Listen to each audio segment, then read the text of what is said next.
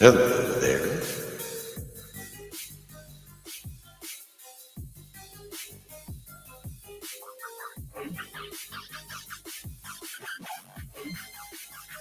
Welcome to the basement.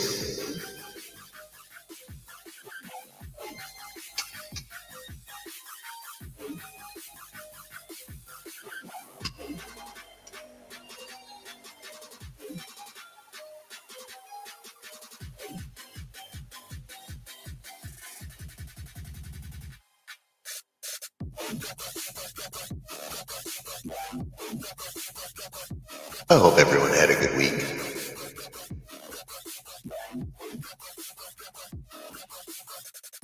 or at least a good Saturday.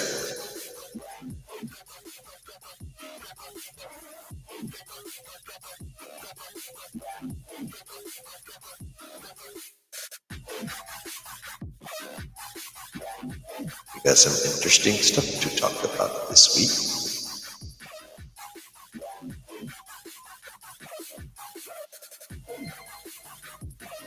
Got a quick little bit of Marvel speculation,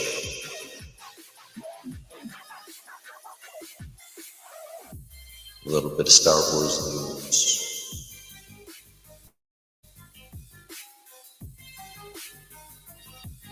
and then, of course, what I decided to headline the Writers Guild strike that's basically guaranteed to be happening next week.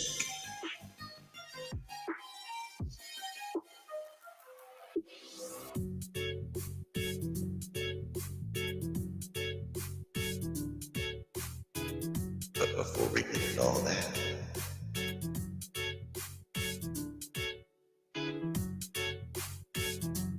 go on ahead, sit down,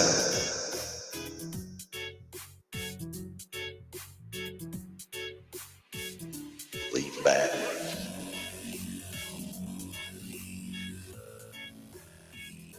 relax,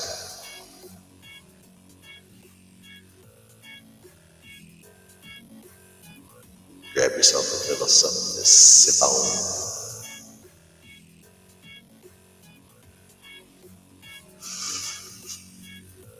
light up a little something to smoke on.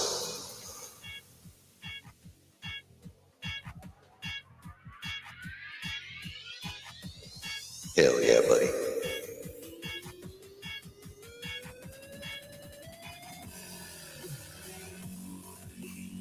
And just let it all flow out because this is the Saturday Night Chill.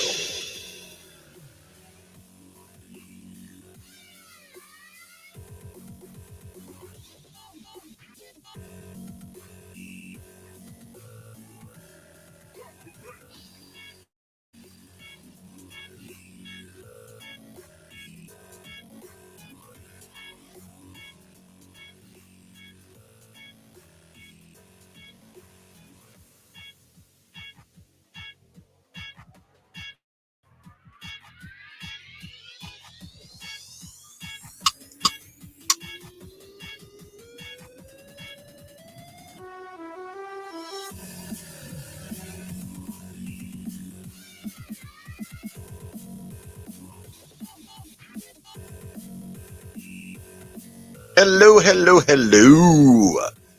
Welcome to the basement and the Saturday Night Chill. I am your host, chilling in the basement, obviously. Welcome. Welcome to you who are here live, and welcome to those catching this puppy on the replay. I appreciate each and every one of you, and show appreciation for me by liking, commenting, and subscribing. Pretty please. Thank you. What's up, Brooke? What's up, Angry Canadian? How are you guys doing tonight? How are things? How was your week? How was your Saturday? How's stuff?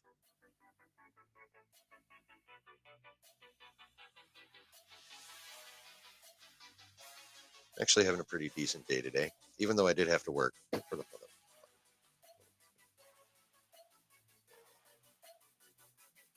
It's an all right day though. Got a little bit, did some grocery shopping.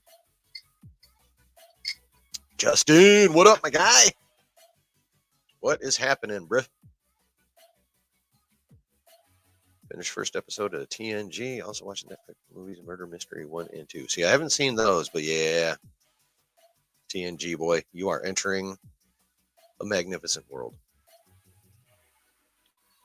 Oh, yeah. Totally been watching people playing Survivor.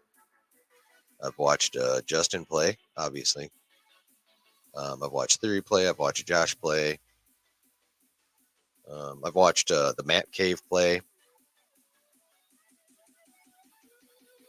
It's pretty fun to watch that game. It's interesting to watch the the different ways people play it. It's kind of fun. I'm sitting here going, wait, what are you? Oh, cool. That works too. All right, dope. So it's pretty sweet.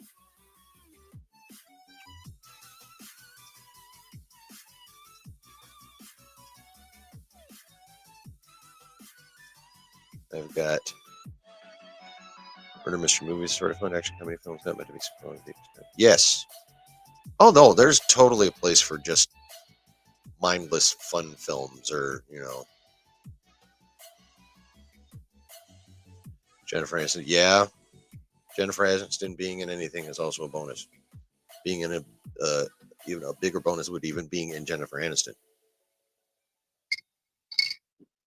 My wife made me this lovely spiked peach tea cocktail thing. Diet peach tea with peach Smirnoff. This could get interesting. I haven't boozed it up in a minute. I mean, it's only my second one, so I just started my second one, and I took almost an hour to drink the first one, so it'll be alright.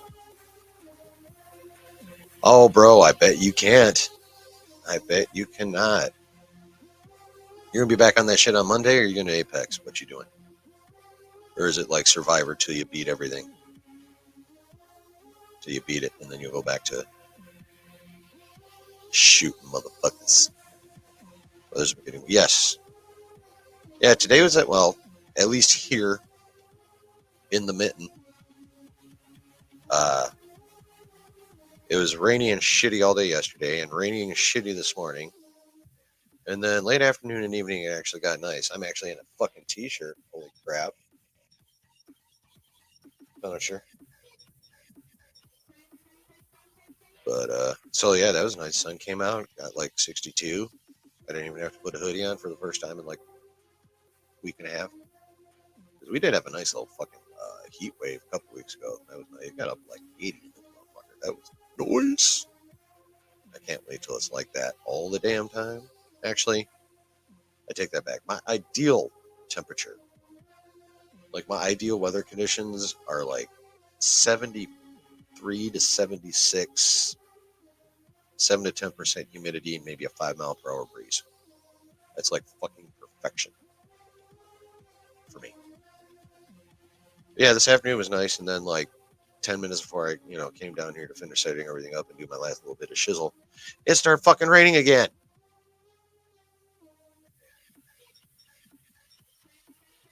Oh, is Apex between seasons? I don't know how that shit works. I just fucking hop onto your channel and watch you play.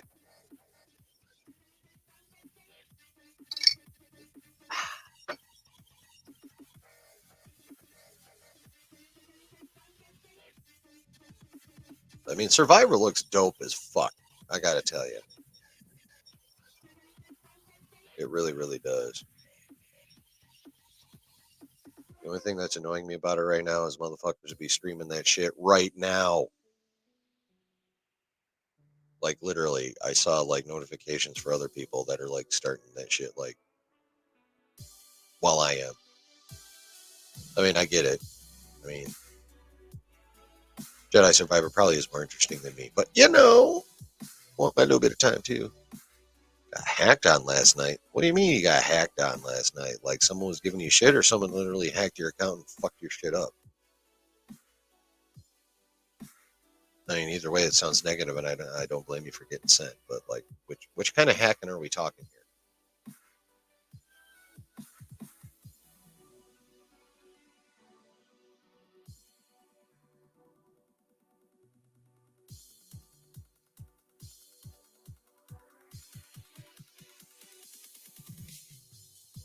Oh, Apex has a cheater problem. Okay. That's a bummer.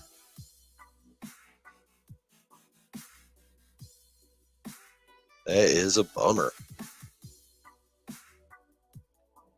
But I'm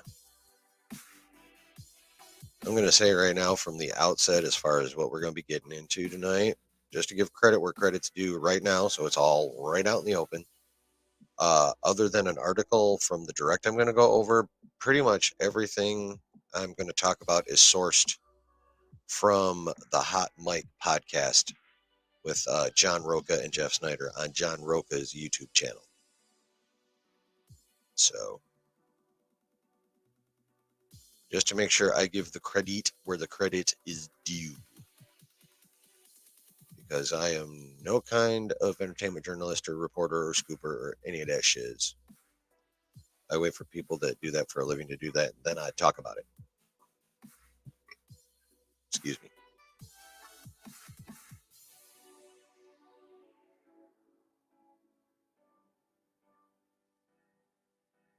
There we go. I know it shows a lot of basement wall, but I want my crew in the shot, man.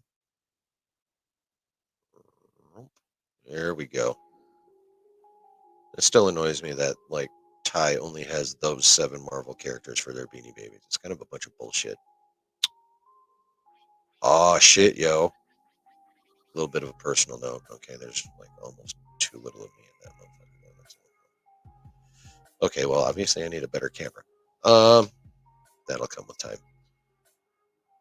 But yeah, just a quick little kick-ass thing for me. There's another channel that I watch called the Star Wars Obsession. Cool motherfucker, by the way. Y'all should go check him out. But he was doing a drawing this past Sunday, and he was giving away.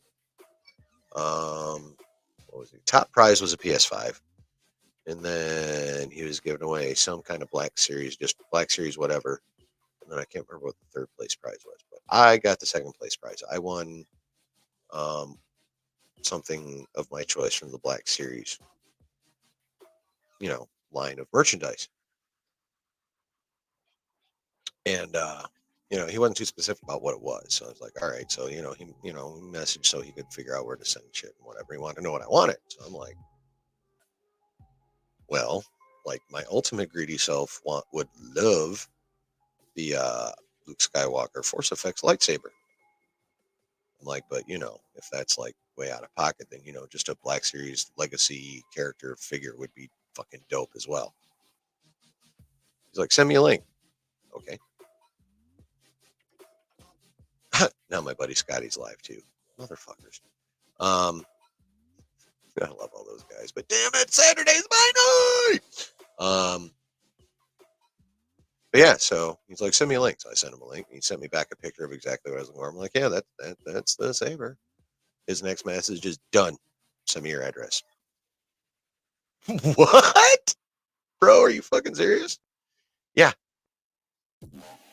I am getting sent because I won, because my name was drawn in his giveaway. I'm getting a Black Series Luke Skywalker Force Effects lightsaber. Look that shit up. Actually, you know what?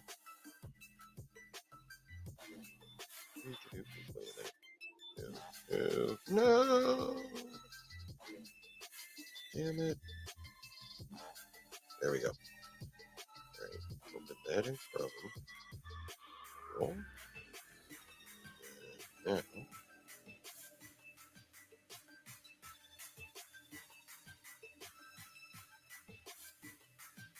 Bear with me.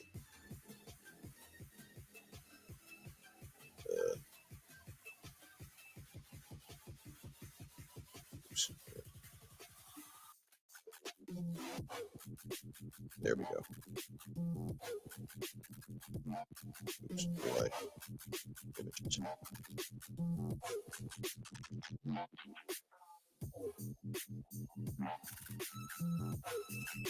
Yeah, so. Oh, that ain't gonna work. Hold on.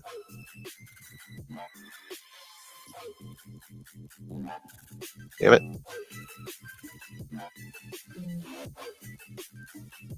There we go. Maybe that'll work better. Yeah, that puppy right there.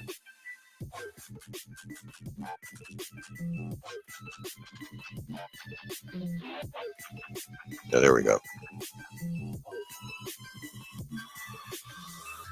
Is that even gonna work?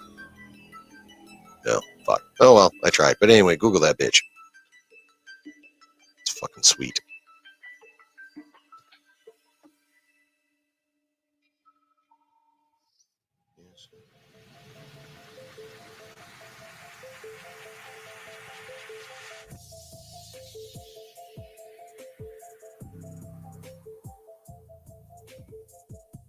Anywho, enough of that. But that's just some fun shit. It's just dope. So I'm about to get like probably the best collectible I'll ever get, and as usual, as is the usual case with my cool stuff that I have, it's a gift essentially. I normally get my cool shit from other people. I mean that's fine, but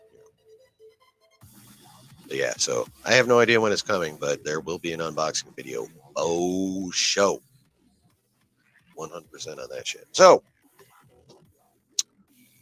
enough of that hootie shit. I'm gonna just I will figure out a fucking way, probably, yeah. Unfortunately, my wall goes that way, and I have nothing behind this. This is just free floating. So I'm gonna have to figure something out. I may have to rearrange my whole fucking desk here, and you know what? To have that bitch on display, it'll be worth it. Yeah, I'll figure something out though, even if I gotta. It's weird because the shadow makes it look like there's a corner there, but there's not. It's just straight ass wall. Yeah, I'll figure out a way to get it out sometime, but in some way or fashion. Because I mean, why the hell wouldn't I? So, got just a little smidgy of Marvel, and when I say a little smidgy, I mean just the teensiest bit of smidgy, because there's no major news that I've seen pop off today. And we're in a holding pattern until shit. Well, the major situation's in a holding pattern until this court date, which is either I really should have checked this. It's either this coming Tuesday or the following. I can't remember which. Something like that. No later than a week and a half ish, give or take. So we're on hold for that to see what the hell happens there. Flash trailer. Yeah, the second Flash trailer looked even better than the first one, motherfucker. Because Ezra as a person pisses me off, but damn it, that movie looks fucking good. I'm probably going to go see it. Like, honestly, I'm going to go see it in the theater. Because when you think about, and this is, for me, this is what it comes down to. When you think about everything that goes into making a movie, um, regardless of how fucked up Ezra's shit that they did was, and it's pretty fucked up. I mean, choking people and throwing chairs at people, grooming ish behavior. That's no bueno. That's not anything I want to support whatsoever. But while he is obviously the lead twice over, as the case is, because he's playing two different versions of himself that we know of. There are still literally hundreds of people that also contributed to that film as well. So I'm going for them. I am not going for Ezra. And I'm also going to be entertained by what looks to be a badass fucking comic book movie. So, yep.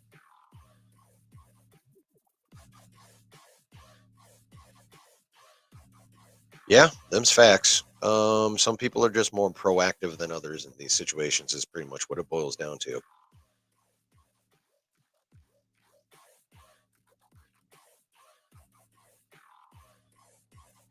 Hey man, if you can't with Ezra, I'm like I said, as a person, I can't stand them.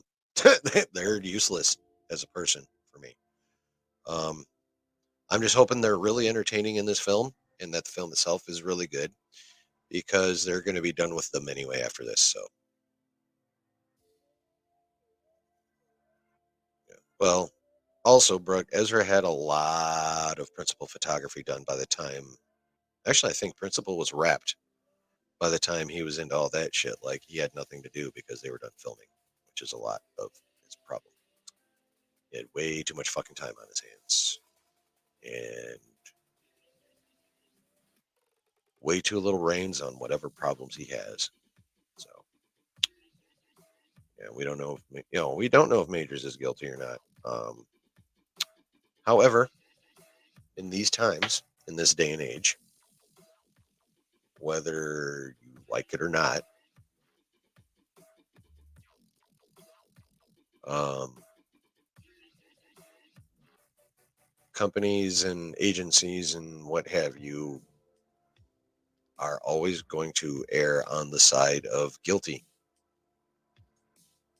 because when it boils down to it, dropping someone and it turns out they're innocent is horrible optics, but keeping someone and it turns out they are guilty as shit is worse optics.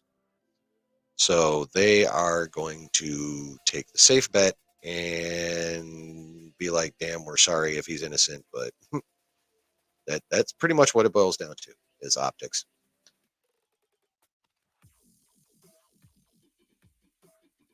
And while both sets of optics are shitty, one's much more shitty than the other. So I'm going to see if you can get on the seven. Yeah. Um, Nowadays, I hang out at the Hive. I go hang out with my buddies at the Hive if I want to go see that. DM me if you want more specifics. You actually might like it.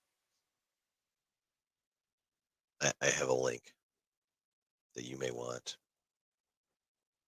as an alternative to um, Mediterranean cruises,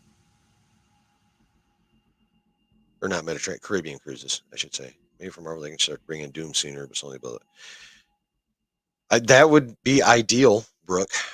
Um, like, I mean, if they were really wanting to stay comic book accurate, we'd already have Doom, like right now, or at least hints of Doom right now.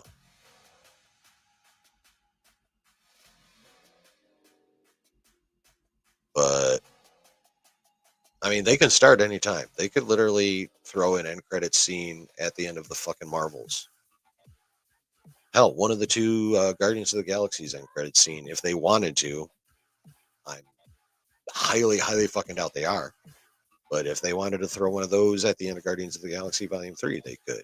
It wouldn't be hard. That'd probably be one of the easiest things they do is just to throw in some kind of something that even just hints at them. You know, they don't have to show them even.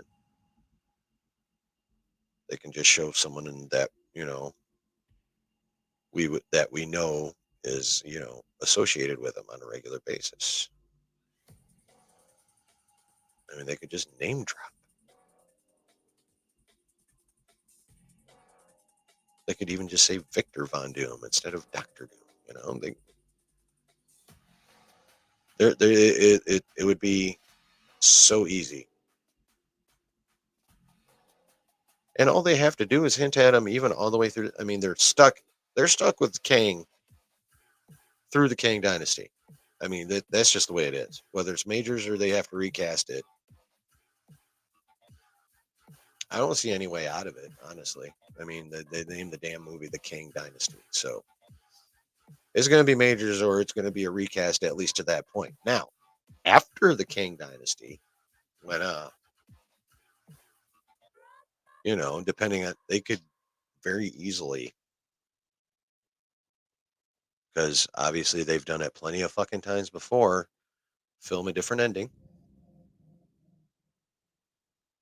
And I've seen this idea put out on Twitter by Rob from Comics Explained, and I fucking love it. And again, gotta give credit's due. But all they'd have to do is at the end of the Kang Dynasty, and they could even do this in a post-credit scene, is just somehow have the Council of Kangs all together in their, their little Nexus home that we saw them in that post-credit scene at the end of Quantumania. They could have them all there having a meeting, probably celebrating the win they just got one over over the current set of Avengers that we're going to have. And then they get wiped the fuck out. And then the next thing we see is Doom. And saying something cliche like, my turn, now it's my time, or, just whatever. Something obviously much better than what I could come up with. But in general, yeah, Council of Kings gets wiped out, and Doom steps in. Doom's the one that wiped him out, and then he steps in. It's like, my turn. Or, some shit along those lines. Whatever. But, something like that. It wouldn't be hard. And again, at least based on the most recent, I believe, Secret Wars run by Hickman, which I also believe, and don't quote me, is like the most popular run. That was all about God Emperor Doom anyway. He's the one that stole the power of the Beyonders. He's the one that snagged various chunks of the shattered multiverse and slammed them all together to form Battle World and yanked everyone down onto that.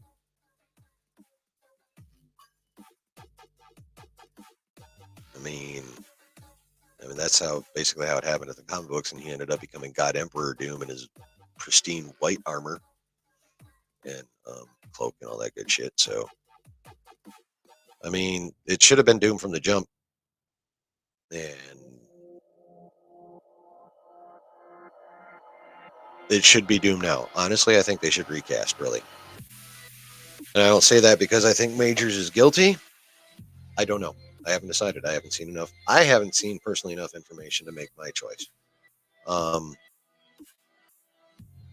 I've seen enough evidence in reports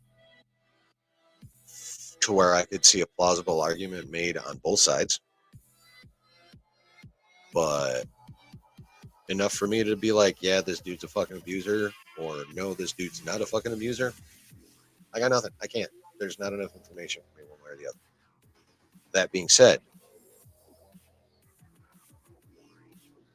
and again, I have to go back to that tired ass old phrase, in today's climate or in this day and age, the court of a public opinion now matters much more than the court of law, whether we like it or not. Them's just the facts. So,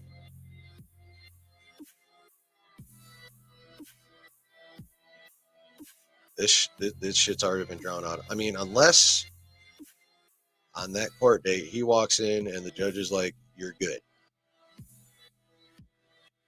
Case dismissed. Have a nice life." Anything short of that, they're going to need to recast just because of. Sorry, I got itchy rib. Or itchy fat over my rib. Anyway, yeah, like complete and total exoneration that same day is the only thing that probably, the way things work now, should save his job. Anything short of that, and they really should recast, just because. And I'm not saying I agree with this necessarily, but again, I can only go off how things work currently. And the way things work currently, there will be, as Josh would say, there's going to be a stink every time people see him on screen. Like a mental miasma, like this dude's iffy. And not enough people are going to be able to get past it. It's going to be interesting to see how that works with Ezra in July, whenever the fuck the Flash comes out this summer. But yeah, anything short of complete charge dismissal on whenever his court date is, and unfortunately, they need to recast.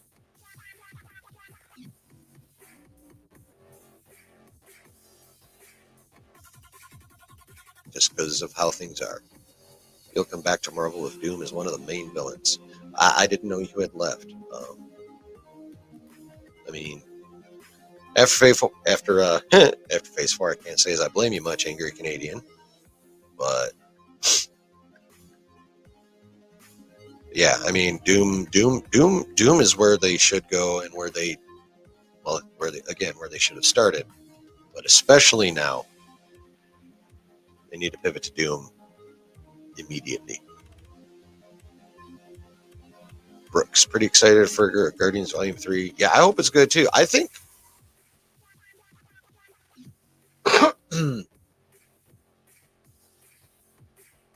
I know I'm going to sound like I'm parroting other people right now, but that only happens to be because I think they make sense. And when you do a Saturday night, summary of the week style show like what I do, or stream, whatever the fuck you want to call it, that's probably going to tend to happen a bit. So, but like I think it's going to be good. I myself didn't find any of the trailers super hype. Like my level of excitement, they didn't make my level of excitement go up. They didn't take it down any. Like they weren't. I wasn't like, oh fuck, this trailer looks like shit. I thought the trailers were fun, but my hype level for this movie has been, and probably will be all the way till next weekend at right about a 7. I think it's going to be a good movie.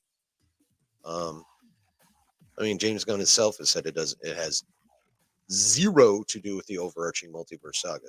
Not a damn thing. I mean, unless they sneak some kind of reference in the post-credit scenes without telling them. But the main part of the movie itself is just the closing of, this chapter of this set of Guardians. It has nothing to do with the MCU at large whatsoever. So, but I think it's going to be a good movie. The question is will it be good enough to overcome Marvel's downward trend lately? That's the big question. Yeah, I like the first two. I wouldn't say I loved the first two Guardians. My wife loves the first Guardians. I enjoyed the first Guardians a lot. I thought the second one was pretty decent. I understand why it doesn't get a lot of love overall. It definitely wasn't great. It was good. It was fun. Although I'm a simple guy, I can be captured by simple things like Baby Groot. So,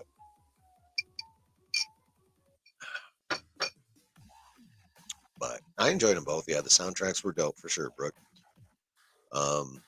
Yeah, I think this was going to be good. I don't know if it's going to be good enough to get us through till 2024 because I have zero confidence in the Marvels at all. Like that trailer did nothing for me. But I mean, I'm looking forward to it. I'm going to go see it next weekend for sure. So, and then we'll see. We'll see how it do. And the tracking isn't great, but the all that pre analysis shit that can be overcome. It has been before. It can be again.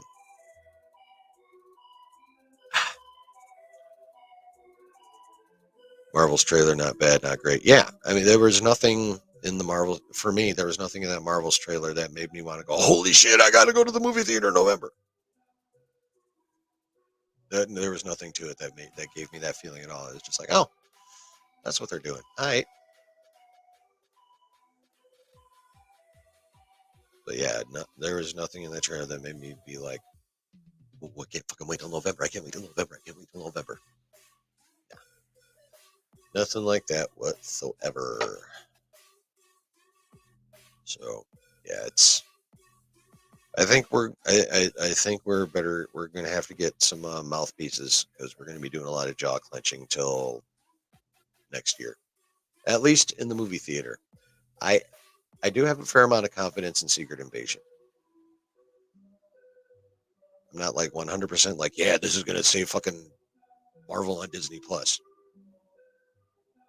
No, I don't think it's going to save Disney Plus Marvel. I do think it's going to be a pretty big step in the right direction, though. Yeah, I heard that. I actually saw a little bit of that on Twitter too. In one of the responses to when Josh brought that up on Twitter, someone mentioned that there actually was a specific. It wasn't Ben Grimm, but there was a female thing in Marvel Comics. I can't remember the character's name. Um,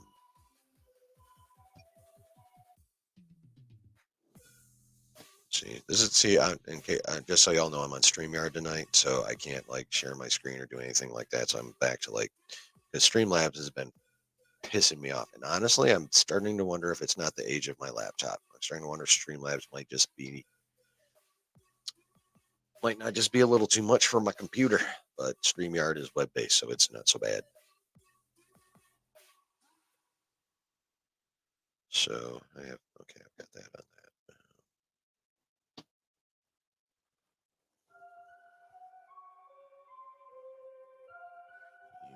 Email.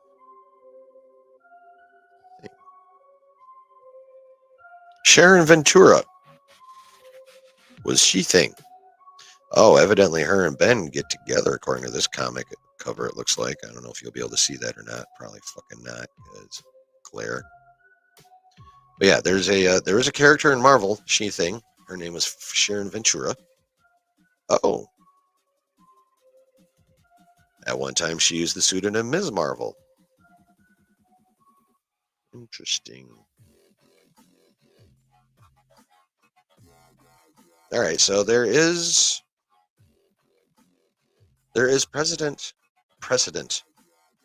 for a female thing, but it is not Ben Grimm. So,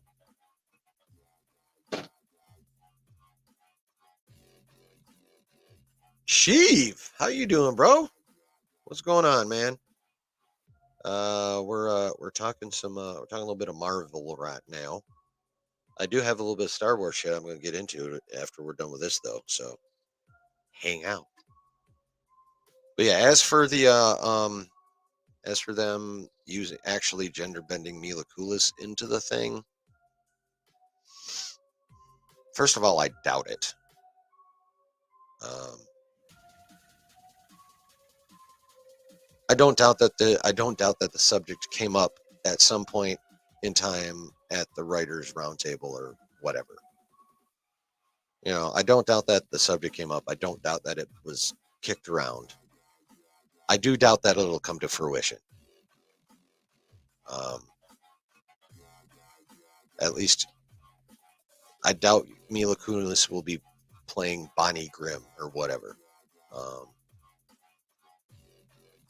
so I don't really see it happening, honestly. So I'm not too concerned about it.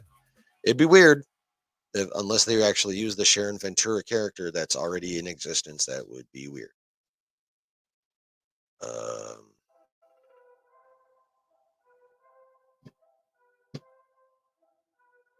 yeah, too. I love Mila. I've been a fan of Mila since fucking that '70s show.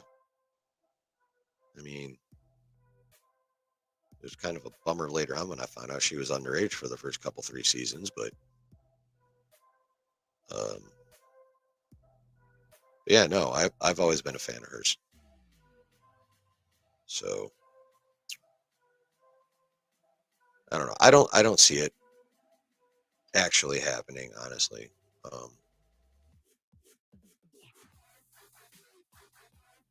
Honestly, don't know how I would feel if it does. Because here's the thing.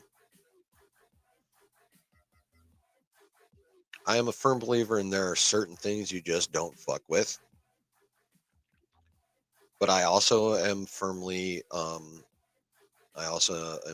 believer in, inclusion and all that stuff. Not at the expense of the story ever though, which is why before I go off on this tangent, which is one of the things that pissed me off about Obi-Wan Kenobi. Sorry, Sheev, it did. Um,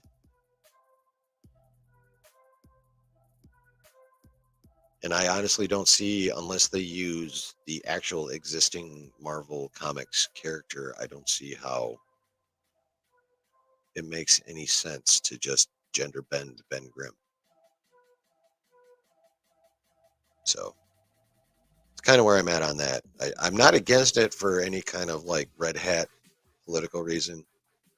I'm not even sure I'm 100% against it. I just think it's odd, like really odd, and I don't think it's going to happen. So that's kind of where I'm at on that one.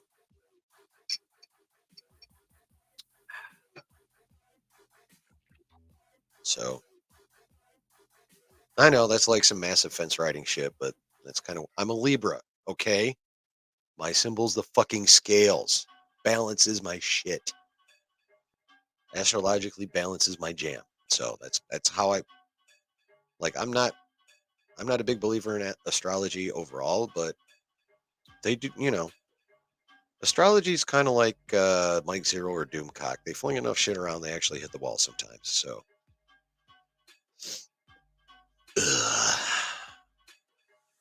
in this case, they got Libras right. We love balance. I'm a Libra. My wife's a Libra. We're both like that. A few other Libras I know are like that. So, yeah, when it comes to this kind of like, hard to call shit, I'm going to be a fence riding bastard.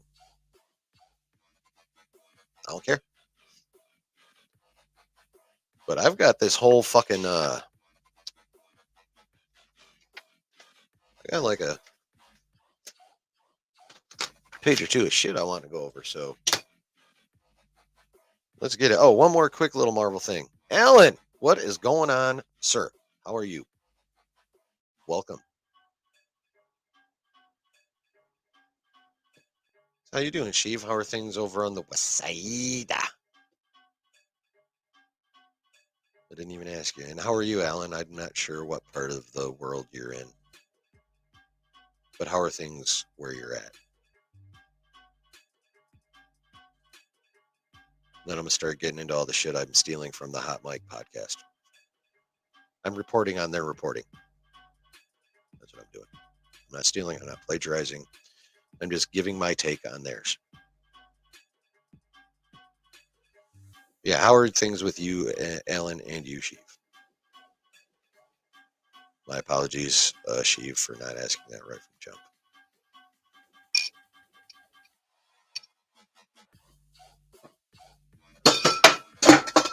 Fucking knew that was going to happen. Nothing major, just knocked a 98% empty bottle of butane off the desk. But that shit's Arkansas. All right. Nice. Isn't that part of the country supposed to get just like wrecked with storms this weekend though? I think I saw something about that. Like West Texas, Panhandle, Gulf side of Florida, all that kind of shit. Isn't there supposed to be some shit happening this weekend down there with some hail and some tornadoes and that kind of stuff? I swear I saw something like that. If that shit does end up flying around you, Alan, be safe, man. I hope you got good shelter. Great games. What's going on? How are you? Welcome to the stream, the basement, the Saturday night chill. Getting rain, no severe weather so far. Well, good. That is good. I'm glad to hear that.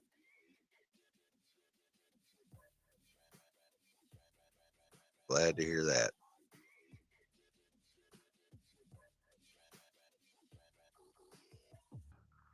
Yeah, thanks for everyone that's here so far. Again, thank you for coming by. I really, really, really appreciate all of you. And if they're and to everyone catching this on the replay, I appreciate all of you too, very, very much.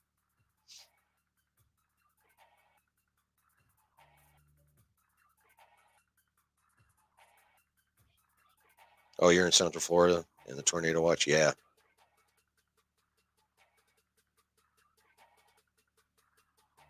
Yeah. You got shelter, brother? You got good shelter. You got some place to hunker down in case the twister comes.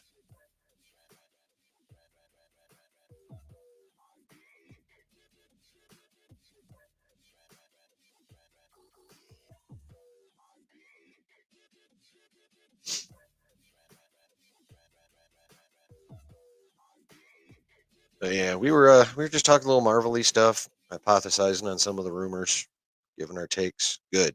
Glad to hear you prepped. Um, but yeah, I'm about to totally report on a lot of reporting from the Hot Mic podcast with John Roca and Jeff Snyder. We're about to get into some shit. And just one quick little take that I thought was awesome. And again, since we're on the Marvel subject, this is about Marvel. Jeff Snyder posited that basically at this point, Marvel is engaged at a right. Yeah. Now there is a character. There's an actual. Actually, there's a little bit more, Brooke. I got a little something for you after I do this little Marvel thing. But yeah, you know how there's those things on TikTok like, how to say so, this and such by not saying this and such. Well, Marvel is engaged in that game. And their game is how to say we know our movies have sucked without saying we know our movies have sucked. And this is how they're doing it. They're spending money on experienced writers. Like they just got another writer for the Blade movie. Can't remember the name. Of course, all the names are leaving me now because I didn't write those down. But they got a actual established big name writer for the Blade movie now. They got a big name writer for the Fantastic Four movie, and then they just got that. Writer from Beef to which one? Not Captain for the Thunderbolts movie to get in there and punch that up. And these are all big name writers that cost big money. So yeah, how does Marvel say, oops, our movies have sucked without saying, oops, our movies have sucked? By spending money on writers where they haven't been lately. I feel things were better when they weren't coming out every month. Yeah. Well, I mean, that's one thing that Iger said, like right from jump, is content is going down. The content count is going down everywhere. So, and actually that's good, honestly, because I mean, it'd be different if it all slapped, but the problem is it's not all, but a vast majority of it's been mid as fuck. And it's not so much, I don't think it's that we so much have that people are getting comic book content fatigue. They're getting mid to booty cheeks comic book content fatigue. The fatigue isn't with the genre, the fatigue is with the quality of the genre. And I know because I'm fucking feeling it too. It's like shit. Just give me something where you obvious okay. Just give me something where you obviously thought hard and worked hard on the story. And then you can throw in whatever, personal kind of shit you want to throw in after that. Everything seems very dry with quality. Yeah. Well, yeah, dry is definitely an aspect to it. It's just kind of a lot of they've been very blasé about the content. It's a big, massive attitude of fucking good enough. Here you go. Enjoy. I mean, through Endgame, Marvel was like, pick your local top tier steakhouse in your area. They were that. And then the last couple of years, we've been trying to walk into that top tier steakhouse building, and we're getting overcooked steak, underdone fries, and all kinds of shit. We're not getting what we're going there for. And that's an issue. And it's been an issue for the most part since Endgame. And, they kind of did it to themselves by setting the bar that fucking high. They have a hat full of stuff and they're pulling. Right? I mean, in a way, yeah, that's a pretty good analogy, Gray. That is a pretty good analogy. It's like they have a hat full of stuff and they're just like, what do we want to put on Disney Plus or put in the theaters this time? Shuffle, shuffle, shuffle, shuffle. Okay, we'll go with this. This looks fun. Yeah, it is kind of like that, isn't it? I like that. Good on you, Gray. But yeah. All right. So that's really all I got on the Marvel. I have Star Wars. And since Brooke brought it up, I will go over that real quick, even though I did make a video on it. And please, please, pretty please go watch it because that video is, even for my channel, doing ass, and I don't understand why. I probably just wasn't baity enough with the title. But yeah, Timur Morrison was at a con in Australia and was asked about, obviously being Boba Fett and stuff. And okay, I'm trying to go off this shit off the top of my head, so bear with me. But basically, it boiled down to he was very, very sure that he was going to be in Mando season 3, and no one ever fucking called. And then he was kind of half joking, in my opinion, half joking, half not. When he's like, well, he came in and took episodes from my book of Boba Fett. So yeah, basically, he was like, the basic gist of what he said boils down to he didn't get anywhere near the shine he thought he was going to be getting or should have got. And I frankly agree with him. So, like I said, I got a vid on that if you want, much, much better put specifics because I'm going off the top of my head with that one. But, yeah, we got some new, again, I got this from Jeff Snyder off the Hot Mic podcast with John Roca and Jeff Snyder. We have some more details about that Lindelof script and what it actually was going to entail. Y'all ready for this mess? So Lindelof's pitch, the one that Kathleen accepted and was like, yeah, write me a script on this. Lindelof's pitch was for and this is about the movie that is coming out in 2025 that is now being written by Stephen Wright, at least for like 3 or 4 more days. And that's the big story that I made the thumbnail about and I'm going to get into after this. Oh, sorry, one more quick Marvel little thing. Jodie Comer, whom many people like for the role of Sue Storm in Fantastic Four, has dipped out of being in the Blade Runner series that I think it was Netflix is putting out. So the rumor mill and the speculations abound that it is, a lot of people think it's highly possible that she dipped out of that for the role of Sue Storm, which a lot of people obviously are a fan of. But if that's the case, oh fuck. If that's the case, how much more veracity does that give the Mila Kunis as a female version of Ben Grimm thing? Ooh. Well, that could get interesting. That could get very interesting.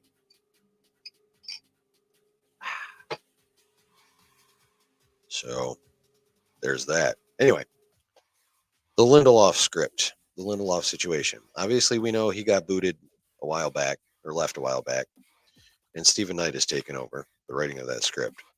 But the pitch that was initially accepted by Kathleen from Damon Lindelof involved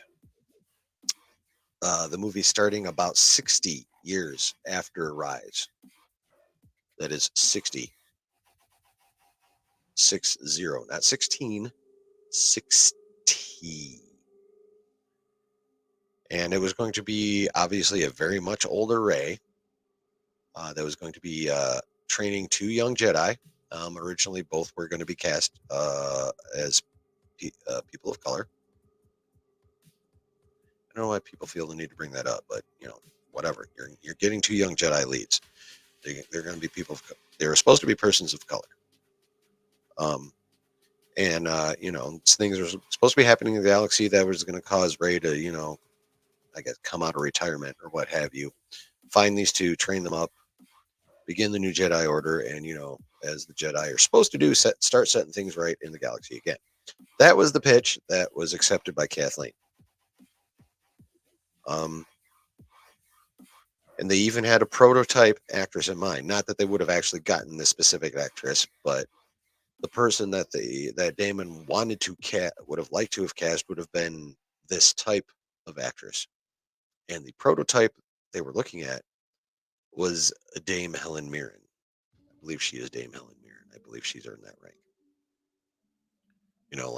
How dudes get knighted in the UK. I believe she got the female equivalent. I believe she's a dame. So she would have been the prototype actress, and I would have been here for fucking Helen Mirren as an old Rey. Like, honestly, Helen Mirren's fucking dope, yo. She is a bomb ass actress.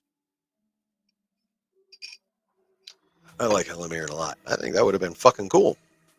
There's no real details on right, Gray.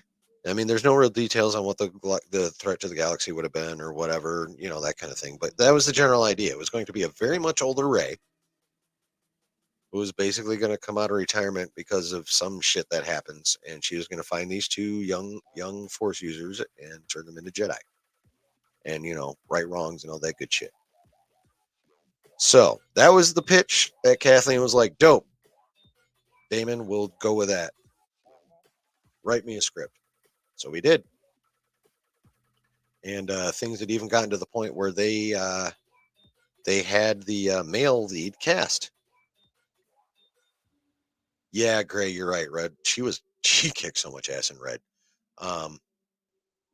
Yeah, they got to and it wasn't the dude that everyone was thinking it was, and I can't remember his name, and it's very hard to pronounce anyway. So, but yeah, he left with Lindelof. Like, he was attached. I'm guessing that means he, that's who Lindelof wanted, and he wanted Lindelof and didn't want to stay if there was no Lindelof, and there ended up being literally no Lindelof, so he went too.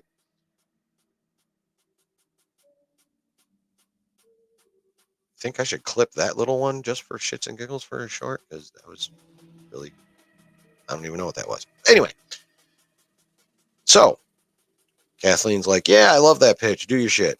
So Lindelof writes a script, turns it in.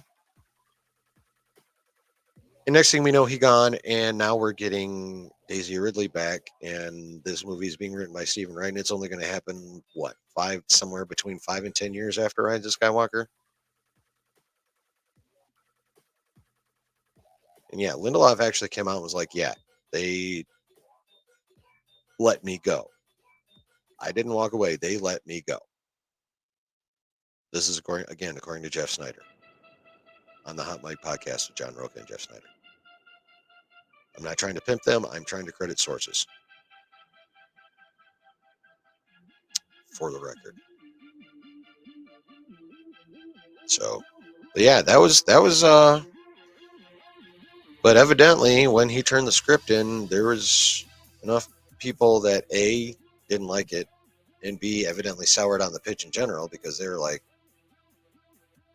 nah, we need to stick with young Rey.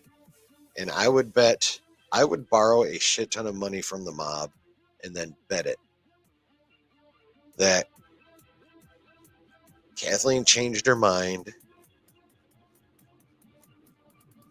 about thinking older Rey was a good idea purely for the sake of product and marketing.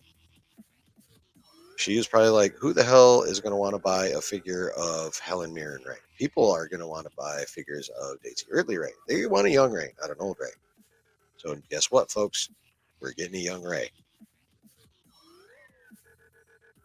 How much would have happened in 15 years? Yeah. I mean, yeah. Well, I mean, there's still, yeah, probably not a whole hell of a lot. And yeah, she did still have a lot of training to do. So, I mean, yeah, that's the story with that one. What do y'all think about that? What do y'all think about and what do you think about Marvel finally spending money on writers? What do you think about anything I've talked about so far? I mean, you guys have chimed in a little bit here and there, but what do you think about Marvel finally paying like big writers? You know, what's y'all's opinions? I'm still here. It's just we've been going an hour, so it's about that time.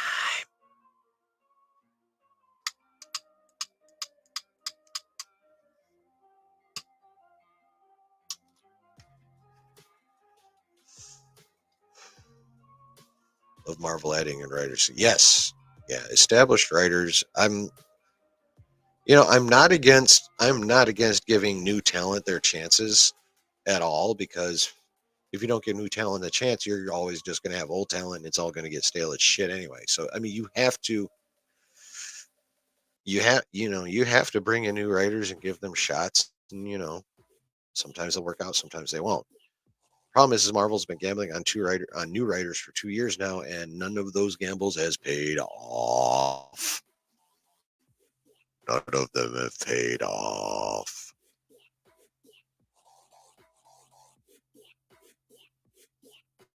So, movie set 60 years after Rise of Skywalker actually seems interesting. I always wonder when. I know, right? That is. I'm with you. For me too, that's much more intriguing than.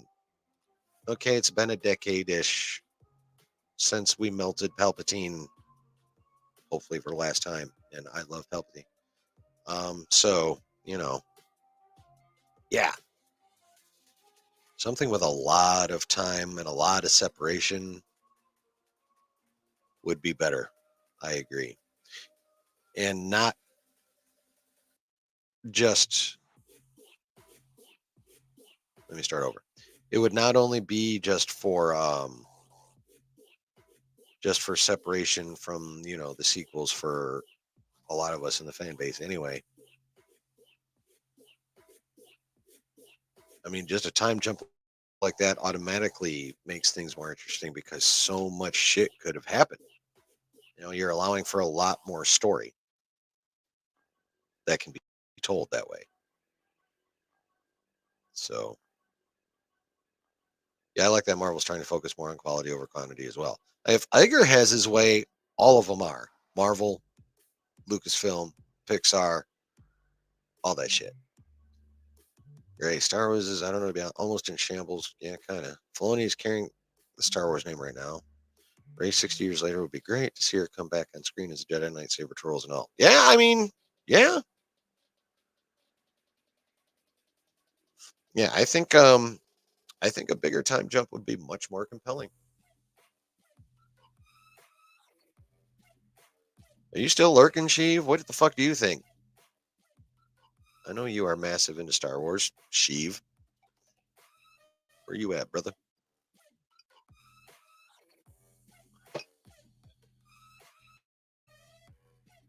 A dime for your thoughts. I'd say penny, but fucking inflation.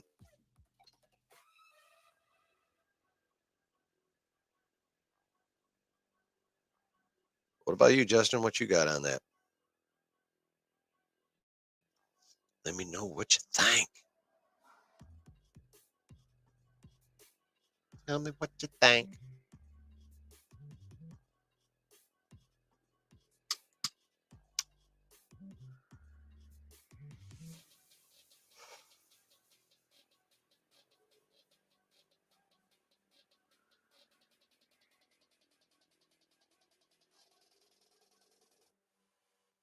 Would you guys have preferred Lindelof's script to what we're going to be getting in about a year and a half ish, depending on what my main subject that I'm going to talk about after this goes.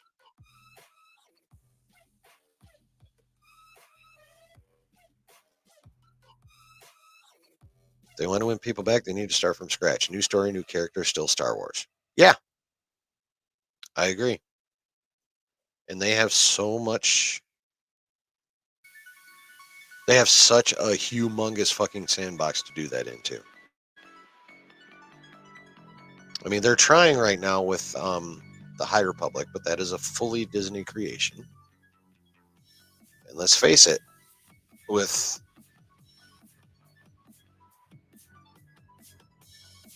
maybe two exceptions, things that Disney has created themselves completely for the Star Wars franchise have not been great.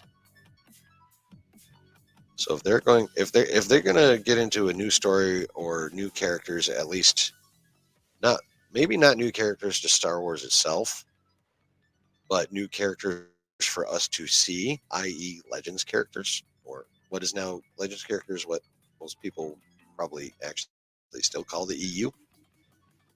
I'm talking like Old Republic, um, the Sith Jedi Wars, when there was like a shit ton of both pre Rule of Two, pre Darth Bane. A Darth Bane, like a trilogy set on the fucking Darth Bane books would just be hella dope. Exactly, Gray. Old Republic, Revan Malgus, yeah, Bane for sure. If you guys have not read the Darth Bane Legends trilogy, fucking read it. It is so good. Something new with an actual Sith is the enemy. Star Wars universe is huge. Yes, faux show. I mean, there allegedly there's going to be Sith in the Acolyte, but based on when it's set, I personally, I mean, I'm not saying the show's going to be bad, but I don't see how they can call them Sith. Because the only true Sith at that point in time were Plagueis and his master, whose name is escaping me, of course. I almost just had it too, motherfucker. Tenebris. Those are the only true Sith that exist at that point in time in the Star Wars timeline. Well, actually, technically, Plagueis is legend, so I guess they can have anything they want. But for me, Plagueis and Tenebris are the only Sith that exist when the Acolyte is set, which is 100 years before Phantom Menace, right at the end of the High Republic. So for me, what they're going to call Sith in that show are, for me, not Sith. They're just dark side users.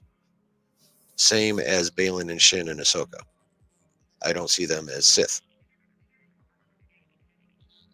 They are dark side users. If you believe the leaks, they are dark Jedi. But at a minimum, they are dark side users. They are not true Sith. Orange blades, bruh. Orange blades. No, Plagueis. Darth Plagueis is a Legends novel. I mean, technically, his existence is canon because of uh, of that scene in Revenge of the Sith in the theater with Palpatine and Anakin. So his name is canon, but the story that was established for him in the novel is not.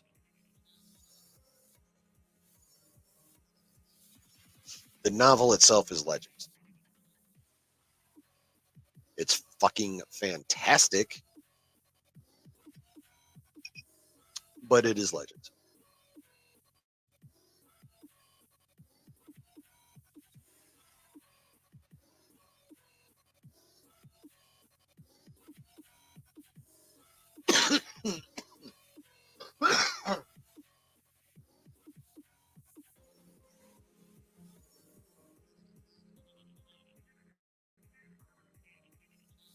Sheev, you're just gonna pop in and lurk and not participate? That's right. I love you anyway, buddy. You're a fun guy.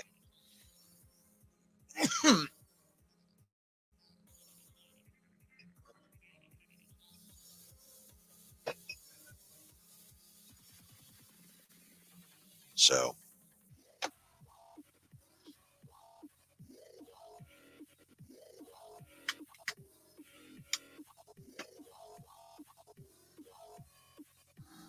all right. What the? Damn it. There we go.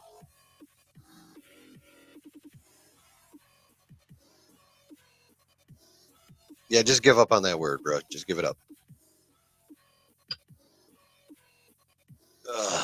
All right, so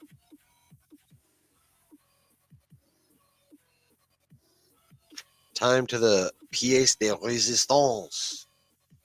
The main story, the thing I wanted to go over because I think some people, I think there's going to be a chunk of people that are going to ignore this, and I think it's going to be to their detriment, especially when shit they're looking forward to starts getting fucked up, and they could have been prepared if they were paying attention.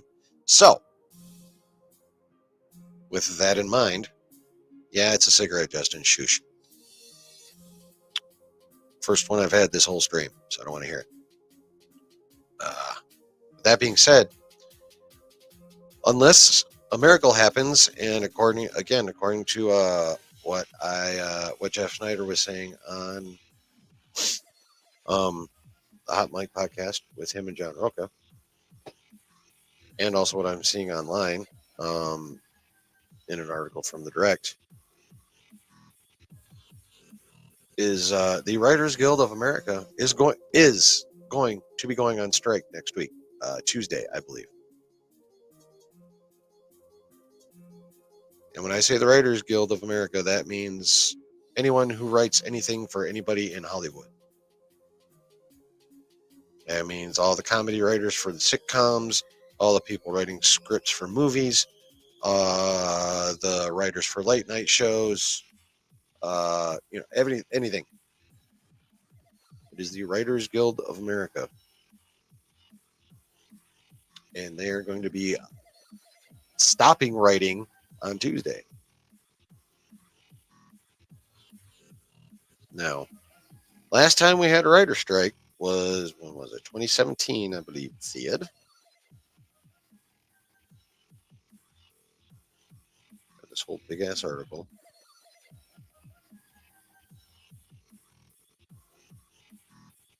No.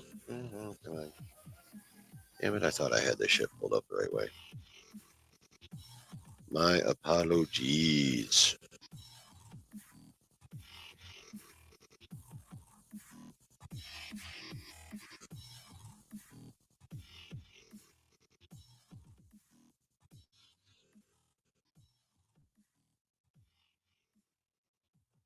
Oh, sorry. The last big Writers Guild strike was in 2007 and 2008, and that lasted about 14 weeks. Which means nothing got written for anything. Yeah, that was 100 days. There was a strike in 1960 that lasted 146 days, and the biggest one was in 1988, lasting 153 days. So, let's think about this. Starting Tuesday, any projects that are still being written, TV, movie, whatever, halt.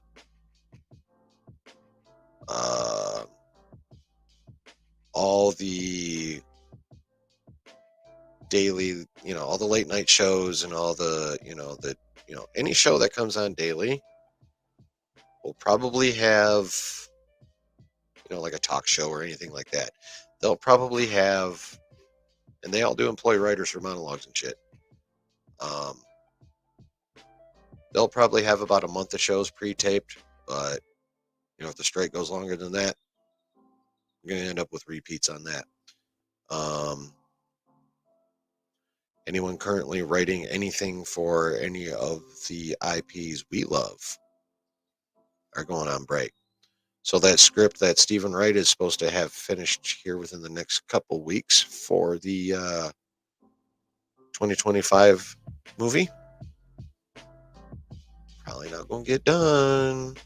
At least I haven't heard that he's turned it in yet. That might change. He might turn it in Monday. Who knows?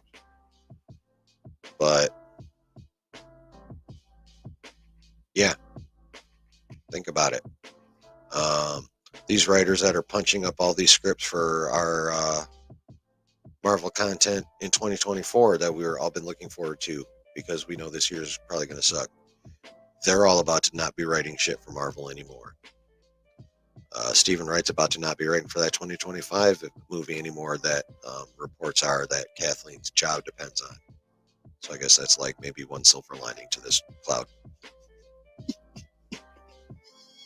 Anyway, all our favorite, your favorite streaming shows,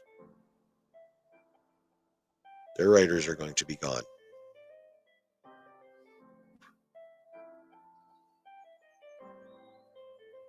Things, depending on how far along they are and depending on how long the strike lasts, some things could be unaffected. Anything that's coming out later this year is already written. Why are they going on strike? A lot of it has to do with the adjustments in the economics now that streaming is huge.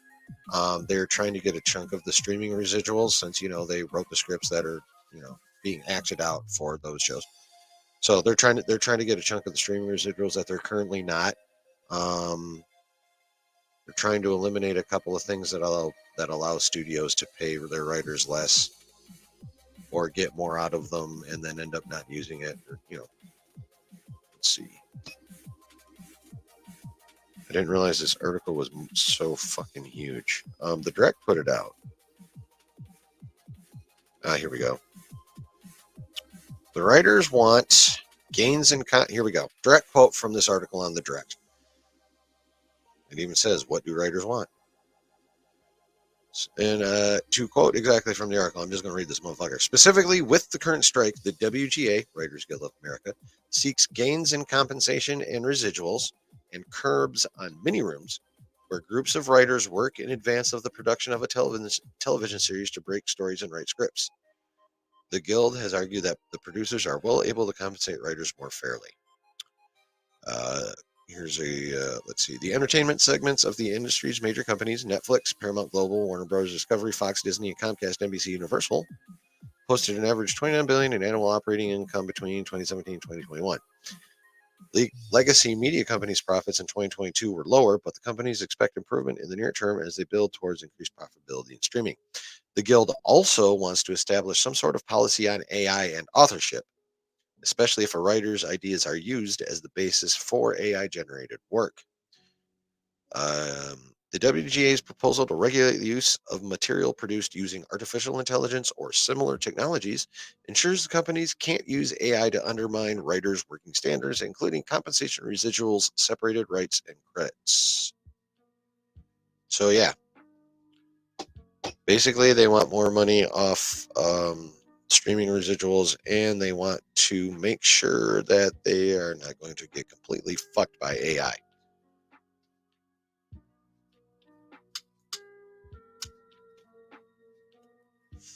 Is what that's about. And of course, the studios are, with them fucking around and all of them losing money on their streaming platforms because they just dumped a shit ton of money into it and didn't do the right things to get the money back out, i.e. put out enough quality content. So they're looking to cut costs in every way, shape, and form. Obviously, we already know layoffs are coming. Disney's laying off 7,000 people. There's layoffs coming all over the fucking place. So obviously they're trying to save money.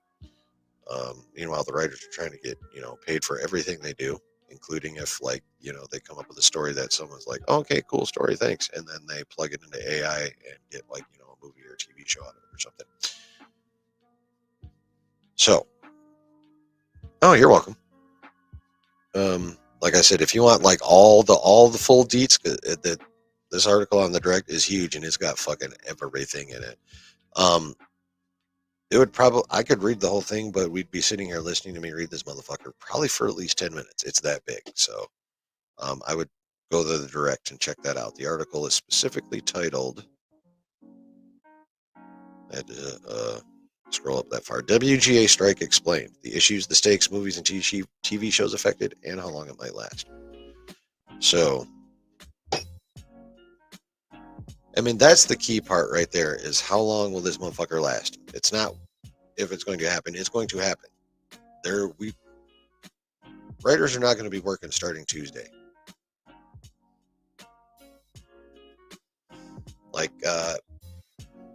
The strike approval vote, I think, hit 98%.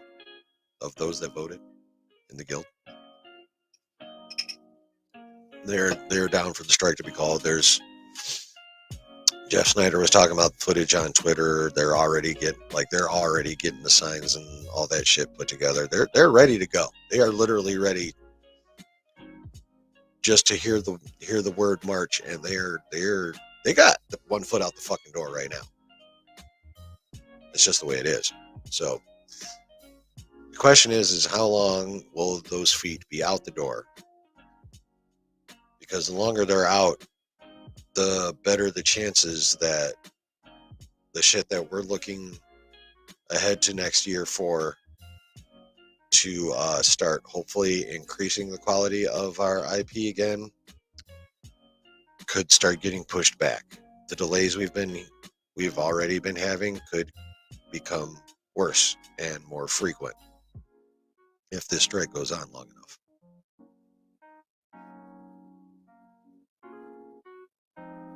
Yeah, right. No need to read all for sure. I mean, I'm actually trying to be somewhat entertaining, and that would honestly be boring as fuck no matter how much oomph I put into it. Even if I started whipping out accents and shit, y'all still get sick of it.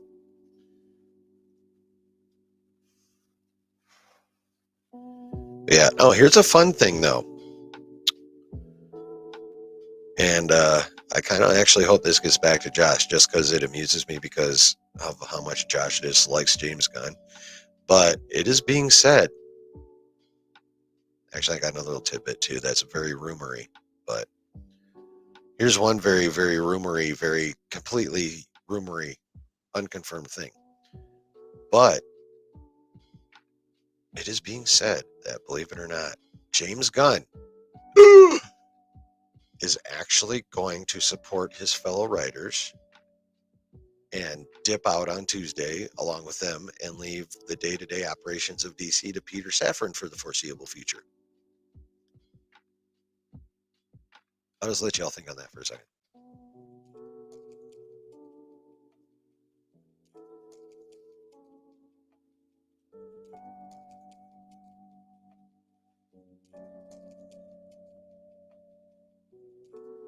Yeah. James Gunn. Executive.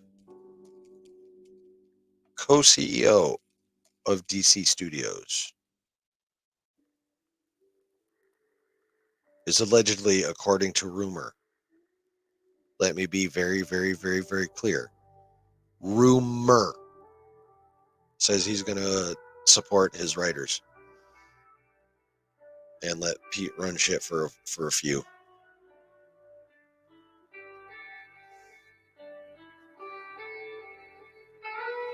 I mean, he was a writer a long, long time before he was an exec, but that's kind of fun though, because he's a fucking CEO. I mean, he's supposed to be in there running the shit and creating shit, but evidently he's gonna dip. I mean, yeah. No, I mean, setting aside the fact that he's an executive, I mean, respect, dude. That's actually a cool thing to do. It would probably be easier. It would probably no, not easier. It would probably be much if this is true. It's going to be controversial as fuck because he's an executive now. He's basically going to be abandoning his job when he's supposed to be working on bringing DC back into relevancy. That's the other side of that coin. I mean, it is damn cool that he's going to be like, go back to old school, fuck the man, and join his fellow writers and be like, fuck y'all studios. Problem is he runs one now. Motherfucker runs a studio now. So if that ends up being true, we'll see how that fucking goes. Either he's in for a shitstorm either way.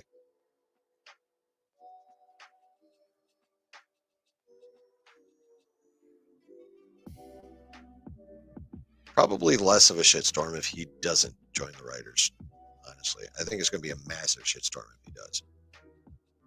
For the exact reason I said, people are going to be like, "Bro, you're an executive now. You're supposed to be fixing the DC, which is super fucked. What the hell are you doing?" Oh yeah, for sure. He's totally honoring his roots because he's only been a fucking studio exec for what? What is it? It's basically May now, and he got hired in November. So over half a year, 7 months. He's only been an exec for 7 months. How long has he been a fucking writer and producer?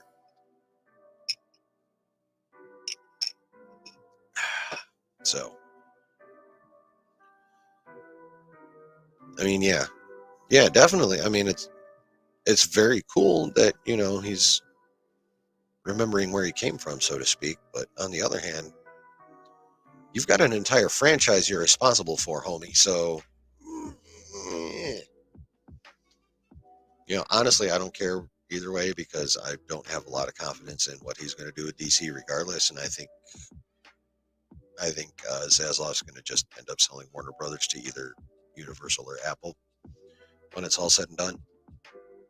That's what I think is going to happen long term. But for the nonce, it's just going to make it interesting if that's true, honestly. And another cheeky little tidbit about this strike, and well, actually the negotiations leading up to the strike. And again, this is just straight rumor, but the word on the street is that the negotiation could be over, except for Netflix is holding out.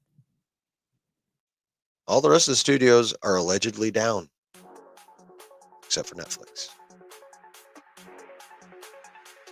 And the rumor is because evidently part of the contract would involve a much more transparent view of their streaming numbers, and that's not something they're down for. Again, rumor. But that is the rumor, is that this whole thing, this strike is basically going to be Netflix's fault. That's the rumor.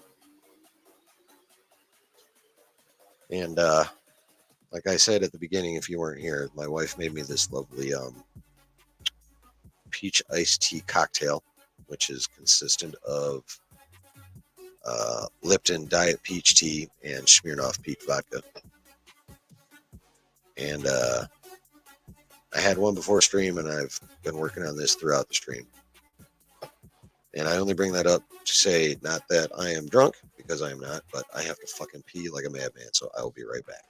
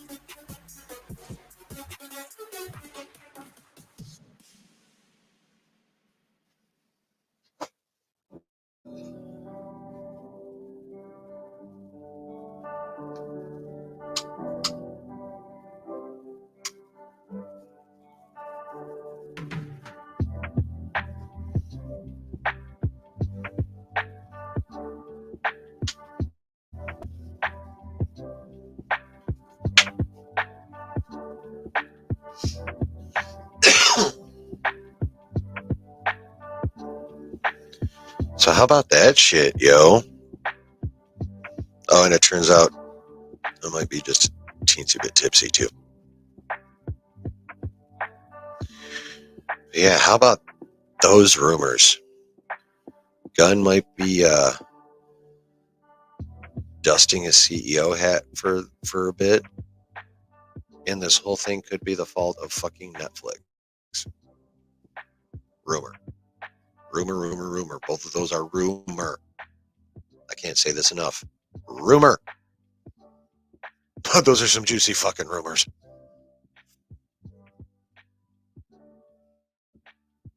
What do y'all think about that shit? The one that started this whole streaming motherfucker are the ones that could be fucking us all. Allegedly, according to rumor. What would you guys think if that rumor ends up being true?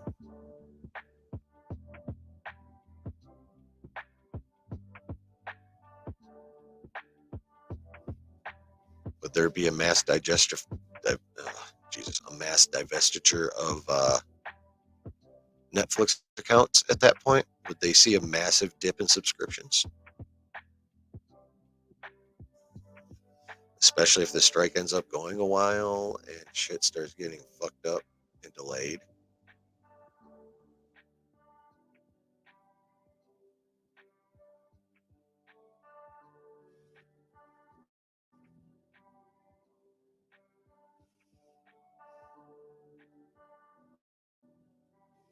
Because I tell you what, I probably will if that turns out to be true. It can suck my ass if that turns out to be true, especially if the strike goes a while. Holy fuck. I mean, at least for me, we've been getting hosed enough by our IP, and the last thing I want is more freaking delays for the stuff that's probably going to be good.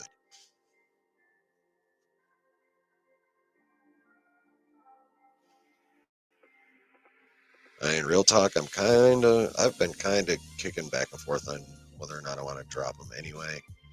Mostly I'm just keeping it for the kids. Like, honestly.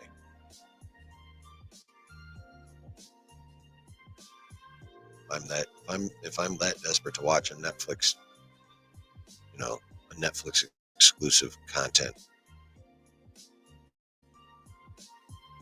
there are options.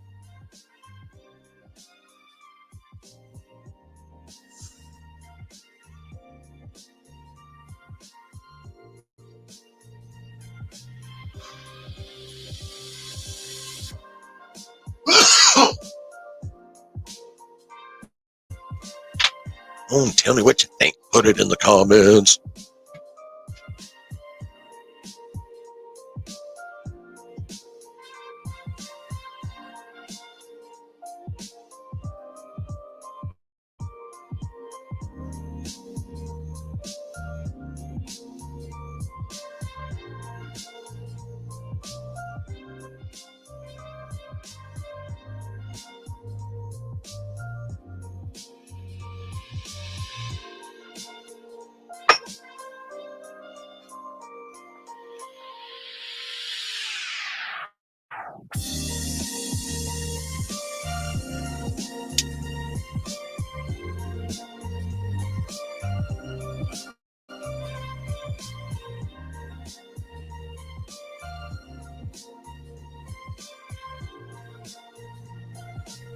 Hello. Wouldn't that be nuts, though? Fucking Netflix, man. And after they spent all this time just jacking their prices up, that would be some shit. I don't know. Like, I'm not saying I believe it. I mean, honestly, I don't really see how, like, the rest of the studios and shit would even allow them to get away with that. Honestly, I don't see how I don't see one production studio or what have you, streaming service provider, having enough clout to hold everything up. I feel like there has to be more than just that.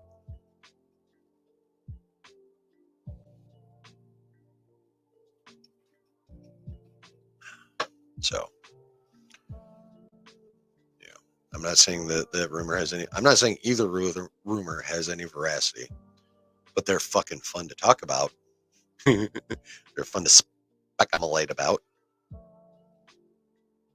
It's fun to think about.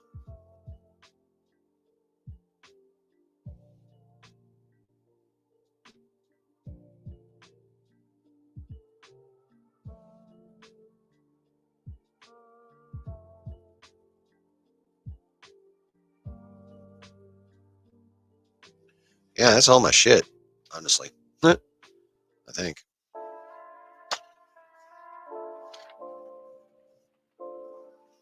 Lindelof. Maybe a quick little bit about the Fantastic Four.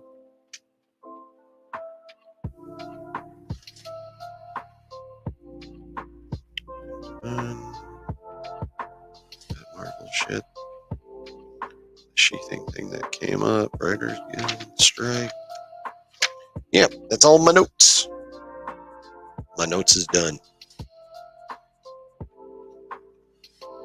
I have talked about everything I had planned to, but I am 100% down to talk about anything you all want to.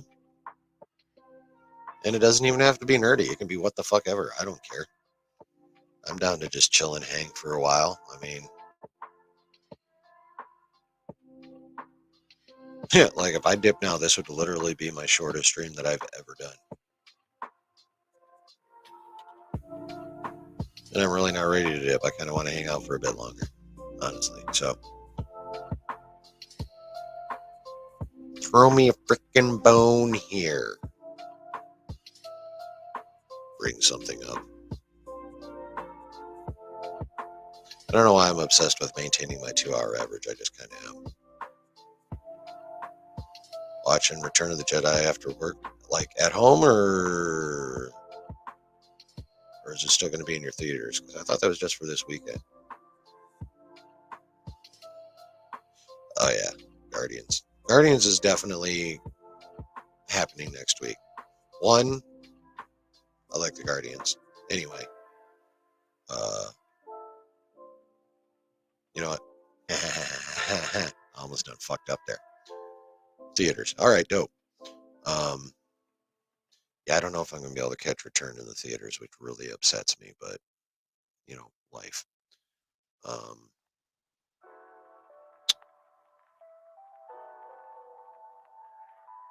You know, there may be a way for now. Yeah, anyway, setting that aside.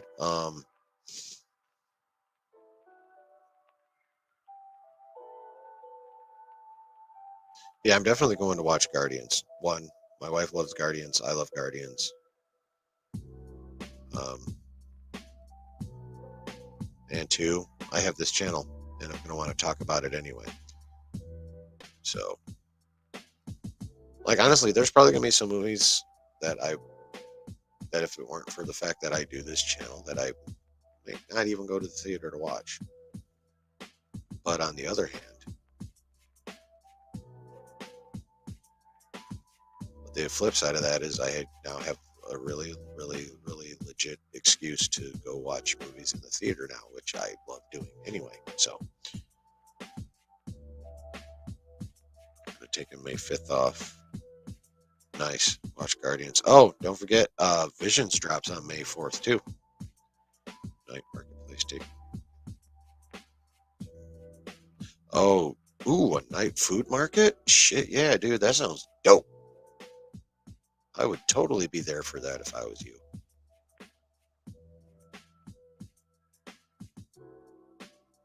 But yeah, May the 4th be with us. Visions will be with us.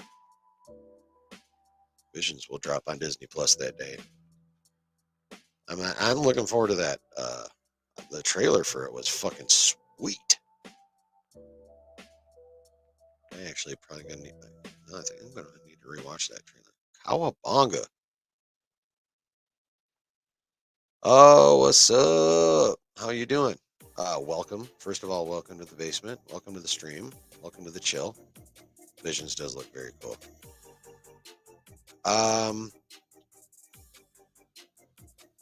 Again, Cowabunga, welcome. And I would say that's probably a mistake.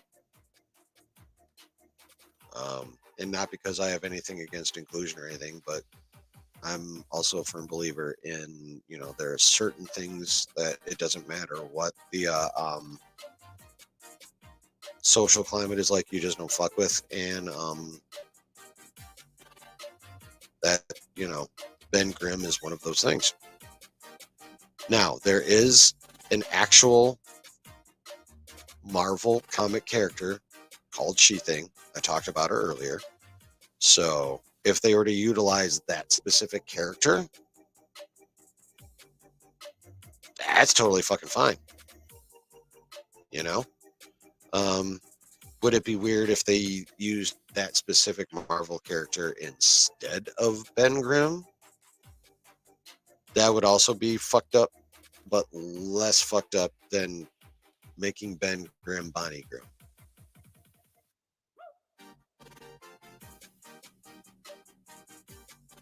And again, it's not because I have anything against inclusion or anything like that. I'm actually pro inclusion, not at the expense of story. That's where I draw the line. But I'm pretty pro inclusion, but that would be a mistake. But it's probably not going to happen. Comic book movies shouldn't deviate too far from source material, at least with me. Yeah, not too far. Like for example, there's been buzz, I would say, very rumory buzz and whispers and all that kind of shit about the fact that Giancarlo,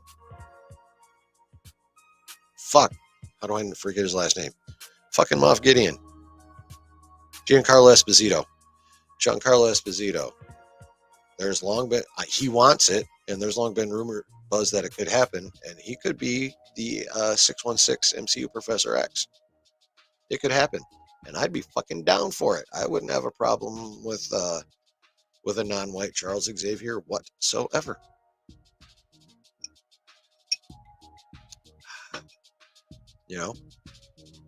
I don't think that would be an issue. At least it wouldn't be for me. There's absolutely no reason that Professor Charles Xavier couldn't be an African American. None whatsoever. So, and on top of that, Giancarlo Esposito is just a dope motherfucker. And I like the second I heard that could be a thing, or that he wants it to be a thing, I started visualizing it. I mean, he keeps his hair damn short anyway. Like even his Gideon, he barely has any hair. Kind of. So like him being completely bald would not be cool. And he's got the fucking jawline like Xavier does when in the comics and the animated shows. He's got that kind of that elongated kind of, almost not a lantern jaw. That's more like fucking Wolverine. But yeah, he's got that kind of longer jawline that Xavier's drawn and having. He's got the look. He's definitely got the swag. He would make a killer fucking Charles Xavier, in my opinion. Like very killer. And yeah, Denzel as Magneto. Oh my god, those two playing off each other.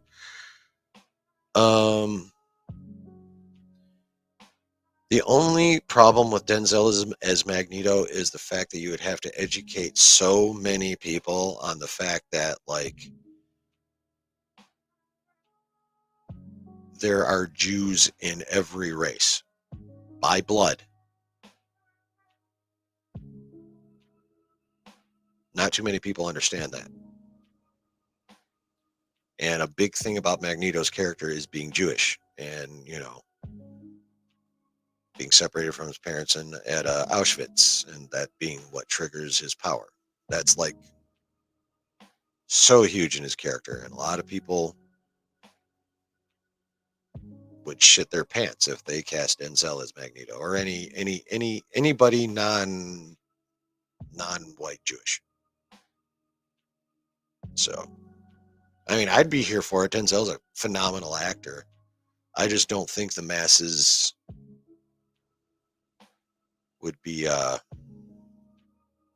think it'd be too big a pain in the ass to educate people, is kind of where I fall on that.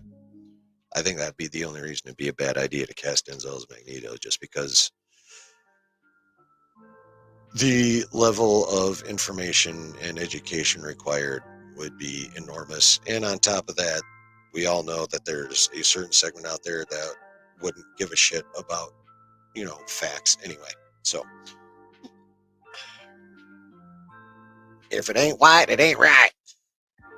Fucking idiots. Anyway, but yeah.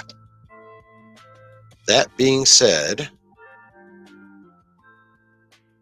the main point would, the background of the main point is, it would be a mistake to gender swap Ben Grimm.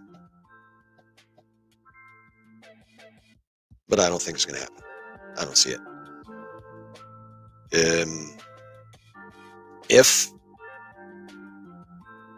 If it does happen, I think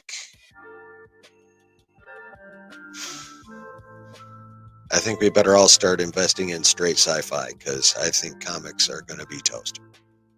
Comic book movies are going to be toast at that point, because the uproar from that will just kill everything else.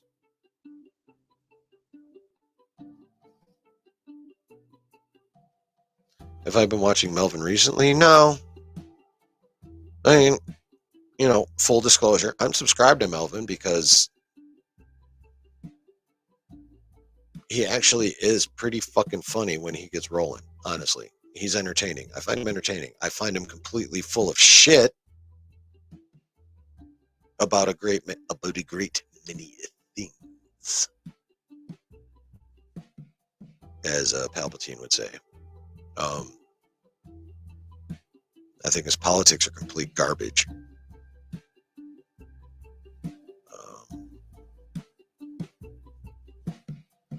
But I also think he's funny as fuck, so I'm subscribed, and I have watched a lot of his content. I haven't checked him out in probably a couple weeks. But Melvin hates Disney. Period.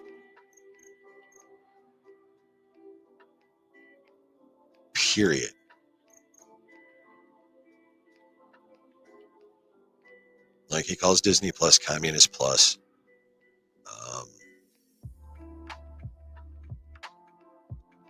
I think that's pretty much about anything he says that I'm willing to repeat. It just goes downhill from there. Yeah, he is.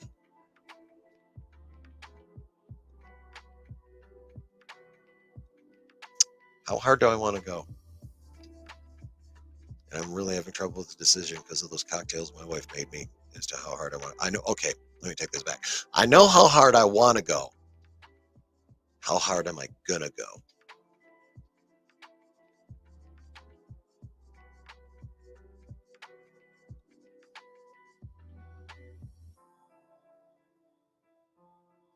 Because I'm not trying to be that guy that, like, I'm not trying to hunt for clout on bagging on other motherfuckers. I'm not trying to be that guy. I don't want to be that guy.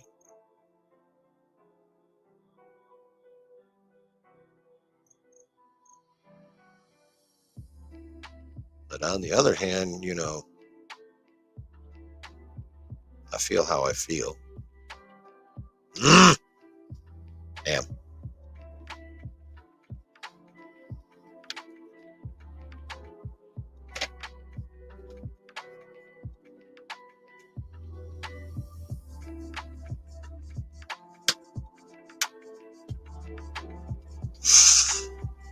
Ooh.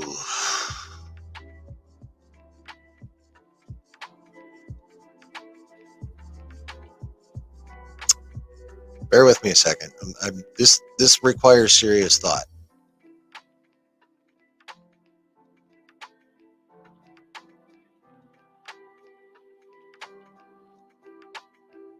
I'm trying to balance.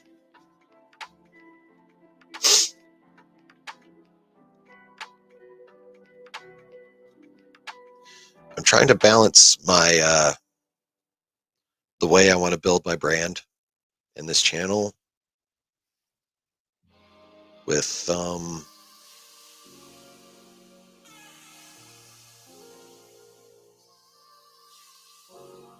just saying how I feel about some things.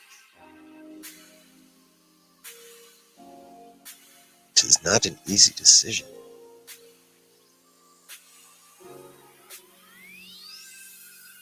Because we all know there's all those clout chasers out there who basically spend their entire time bagging on bigger channels. And he is a bigger channel than me by far. He's got well over 6,000 subs. I mean, he's not a big channel in like the grand scheme, but like, between my channel and his channel, he's a big fucking channel, you know? And we all know there's those motherfuckers out there that do nothing but chase clout by going after bigger channels. Ask Theory, he'll tell you all about it. Ask Josh, he'll tell you all about it.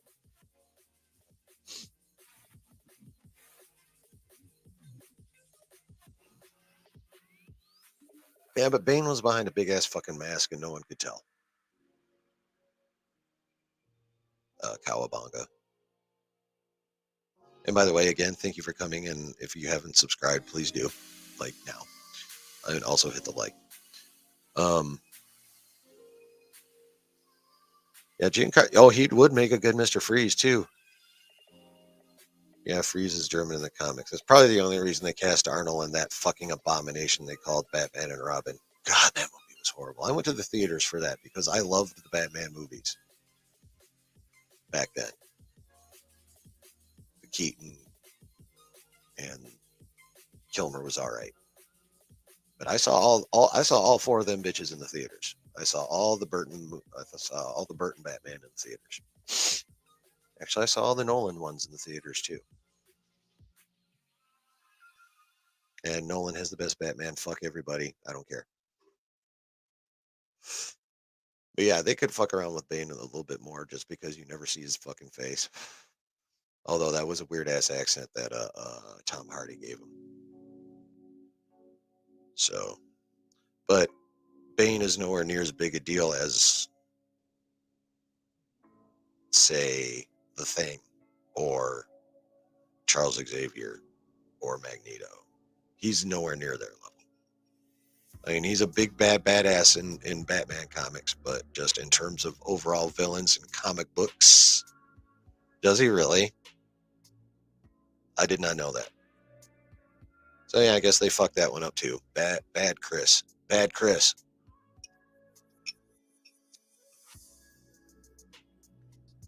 At least for me though, he's not on the level of those characters though. Like just across the spectrum of comics in general. I'm not saying he's not badass. He's fucking badass. Bane is a beast. I mean, they made a whole run about him breaking fucking Bruce Wayne's back. So he's definitely a bad motherfucker. But in terms of comic history and impact overall, he's not on the level of Magneto or Xavier or the Fantastic Four. So, but yeah, if Nolan changed him that much, I will say that's a boo boo. Yes, Brooke, you do. And you even need to suffer through Batman and Robin. George Clooney's bat nipples all up in your face. It needs to happen.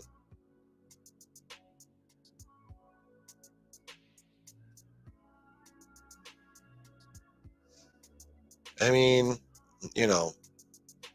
not to be a caveman, but like Uma Thurman was fucking hot as Poison Ivy in that shit, though. I will get that was one of the that was might be the only redeeming quality of that movie, honestly. So there's that. But Melvin.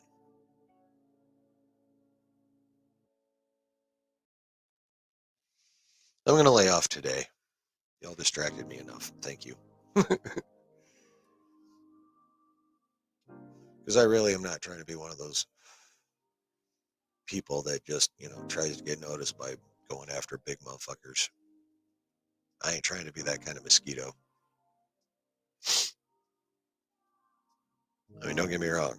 I got plenty of shit to say about Melvin and his ilk. But,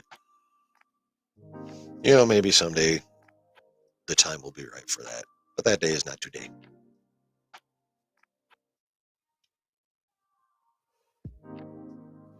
And besides, the stream's not the Saturday. I call this stream the Saturday Night Chill. This really ain't the place for it anyway. If I'm going to do something like that, I will probably just actually make a straight vid about it. If I'm going to actually go after somebody, I don't think I'll do it live. I think I'll make a vid.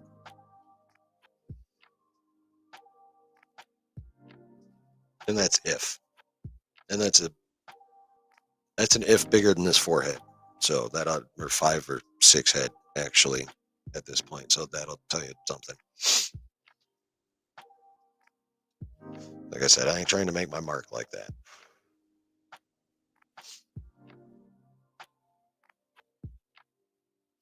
I will leave that for others to do.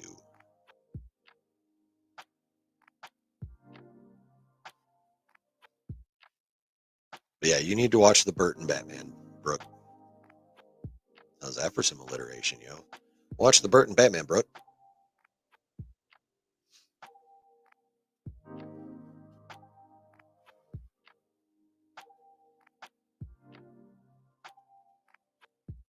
And I'm going to stop bagging on Batman and Robin too, just because, I do actually want you to watch it just so you can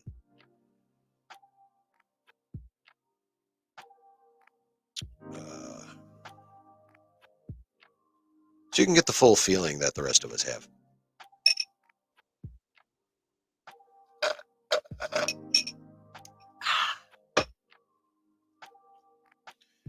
Well, my cocktail's done, and you know what? I think I am too.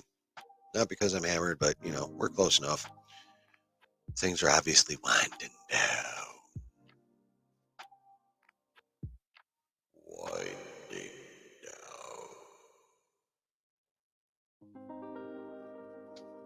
Hell, even the fucking music that's playing on my shit's telling me it's winding down. Listen to this.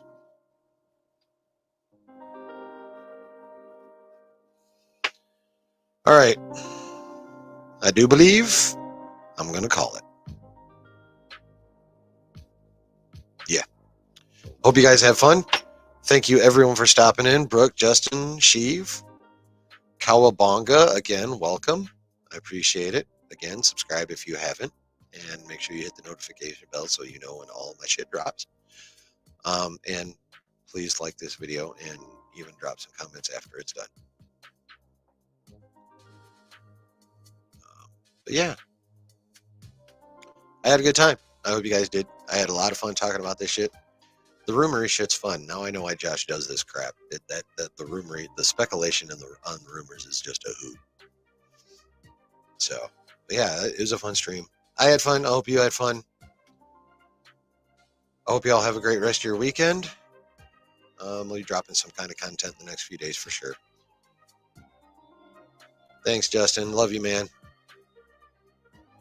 We'll be seeing you. Oh, I'm gonna send you that link in the Discord, by the way. After I'm done, after I get off of here.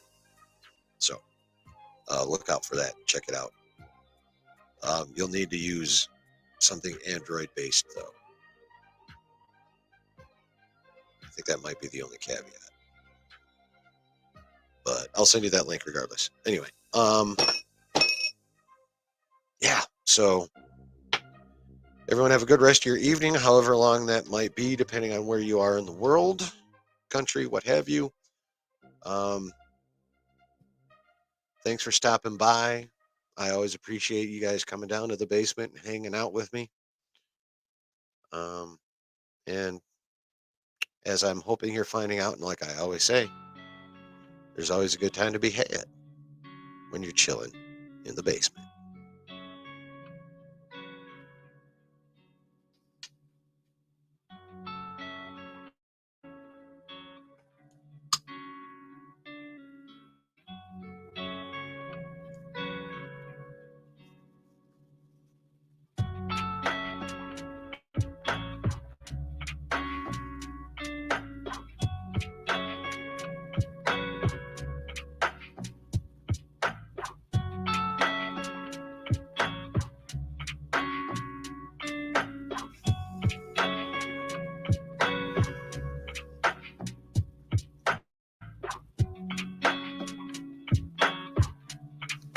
I gotta say, I luck out. I straight up luck out every week, every week with this music, because I always the album I picked to start off with has always got a hype pace to it.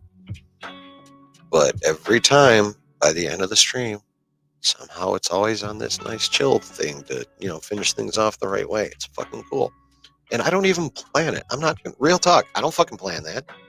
I probably should, but I don't. I just pull up some shit on Spotify, let it rip, and it always seems to work out this way. Pretty dope, huh?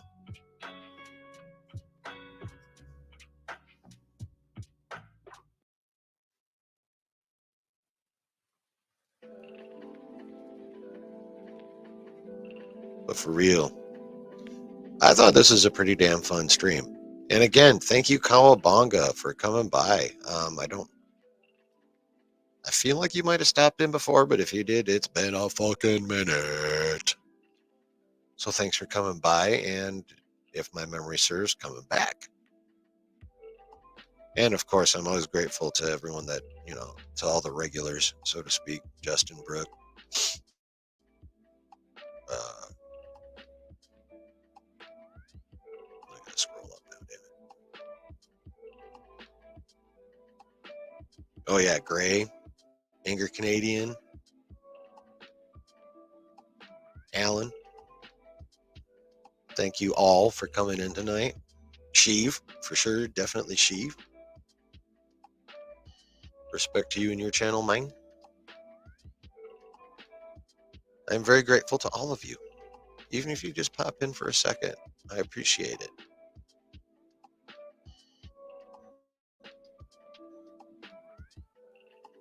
And I'm only 16 away from 100, so y'all need to share my shit out, get me to 100, because I am actually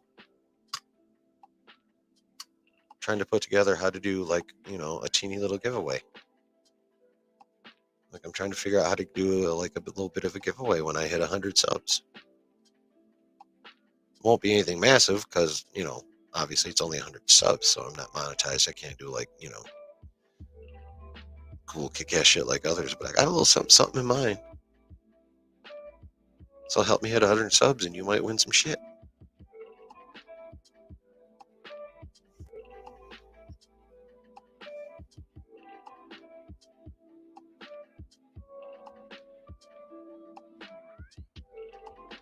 Yeah, it was a good stream, I thought. I hope you guys thought so too. Whether you were here checking this on the replay, if you made it all the way through the replay for some reason, I'm very grateful for that. Oh yeah, good times. Good times for me, hopefully good times for you. Thank you very much for being here.